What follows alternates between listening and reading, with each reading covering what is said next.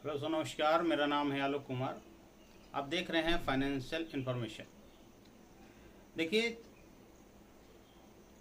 जिस प्रकार से इस समय दिक्कतें चल रही हैं, सभी लोगों के सामने फाइनेंशियल प्रॉब्लम आ रही है, लेकिन दिक्कतें तब बढ़ जाती हैं जब पैसा तो है आपके पास में, लेकिन उसका आप सही से प्रयोग नहीं कर पा रहे हैं या उसका रख रखाव सही से नहीं कर पा रहे हैं, और आपको कहीं ना कहीं छोटी सी गलती करने पर कानूनी दांवपेच में फंसना पड़ जाता है। तो आज इसी विषय में बात करेंगे कि आप अपने बचत खाते में, सेविंग अकाउंट बचत खाता होता है, लोगों के पास एक से ज़्यादा भी सेविंग अकाउंट होते हैं।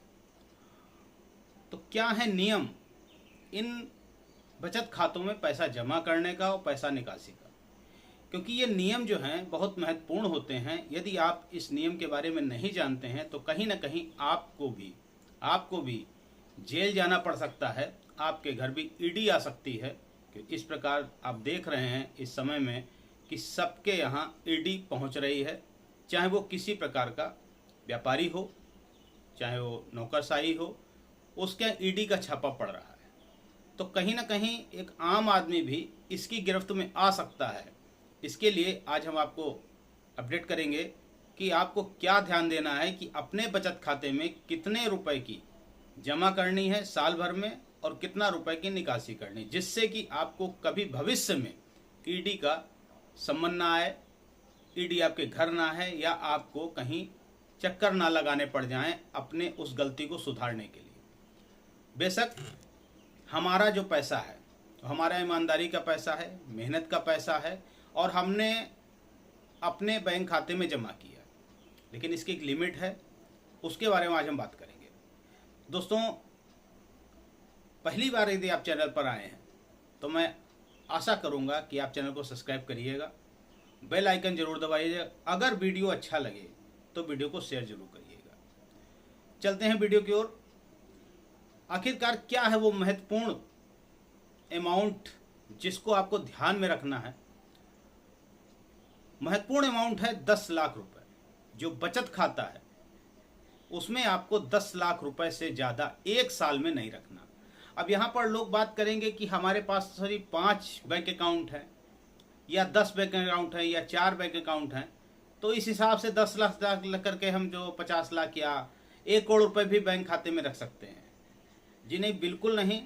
आपके चाहे एक अकाउंट हो, चाहे 4 अकाउंट हो, चाहे 10 अकाउंट हो, बचत खाते में आप टोटल सबका अमाउंट मिलाकर 10 लाख रुपए ही रख सकते हैं। इससे ज़्यादा आप इसमें जमा नहीं कर सकते। यदि आप इससे ज़्यादा जमा करते हैं तो जमा करिए, आप जमा 1 करोड़ भी कर सकते हैं, 2 करोड़ भी कर सकते हैं, लेकिन उसके प्रॉपर आपके पास दस्तावेज होने चाहिए आखिरकार वो पैसा आपके पास कहाँ से आया। ईडी आपको जेल नहीं भेजती, ईडी आपसे ये पूछती है कि आपके पास ये जो पैसा आया है, इनकम टैक्स विभाग आपसे पूछता है कि ये पैसा आपके कहाँ से आया है। तो आपको ये बताना पड़ेगा, ये पैसा हमने खेत बेचा था उसका है, ये पैसा हमने मकान बेचा था उसका है, ये हमने अपनी कंपनी बेची थी, जो हमारी छोटी सी फर्म थी उसका पैसा है। हालांकि कंपनियों के लिए करंट अकाउंट होता है, करंट अकाउंट की जो लिमिट है वो 50 लाख रुपए होती है। 50 लाख से ज़्यादा भी इसमें ट्रांजैक्शन होते हैं, लेकिन उसके प्रॉपर रीजन होते हैं, प्रॉपर तरीके होते हैं, प्रॉपर चीज़ें होती हैं, किस तरीके से कहाँ से पैसा आया और किसको दिया गया। यदि आप ये बता पाने में सक्षम हैं कि आपके पास पैसा कहाँ से आया, तो आप चाहे जितना भी पैसा रखें, चाहे जितना भी पैसा जमा करें, आपके ऊपर कोई दिक्कत आने वाली नहीं है। लेकिन एक आम आदमी यदि वो लिमिट को क्रॉस कर जाता है और इसका प्रारूप नहीं दे पाता कि ये पैसा कहाँ से आया है, तो कहीं ना कहीं उसको तकलीफों का सामना करना पड़ता है।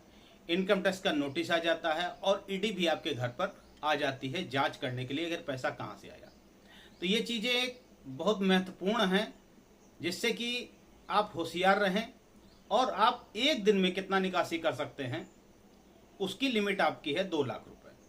अगर आप नगद निकालने जा रहे हैं अपने बचत खाते से, तो आप उससे एक दिन में 2 लाख रुपए नगद निकाल सकते हैं। लेकिन इसके लिए भी आपको बैंक पूछेगा कि आखिर क्या आवश्यकता आपको आ गई, तो आपको बताना पड़ेगा इस आवश्यकता के लिए हम पैसा निकाल रहे हैं। तो आपको समझ में आ गया होगा, एक साल में आप जो कुल जमा कर सकते हैं वो 10 लाख रुपए जमा कर सकते हैं, और एक दिन में आप जो निकालना चाहें तो आप 2 लाख रुपए तक निकाल सकते हैं। ये नियम है, इस नियमों को फॉलो करके ही आपको आगे बढ़ना है। यदि इससे ज़्यादा पैसा निकालते हैं या जमा करते हैं तो आपके पास उनके दस्तावेज होने चाहिए।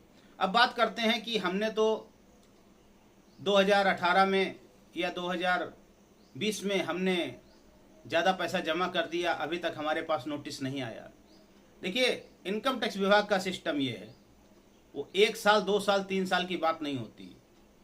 पिछले 8 साल पुराना भी अगर आपका ट्रांजैक्शन है और इनकम टैक्स की नज़र में आ जाता है तो वो आपको तुरंत नोटिस भेज देता है और आपको उसका जवाब देना पड़ता है। अब ये तो आप भी जानते हैं कि अगर 5 साल पुराना मैटर है, 6 साल पुराना मैटर है तो आपके उसके पास दस्तावेज नहीं होंगे, या यदि पैसा आता है तो आप उनको प्रॉपर अगर इनकम टैक्स फाइल कर रहे हैं तो आप उसमें दर्शा सकते हैं ये पैसा कहाँ से आया था।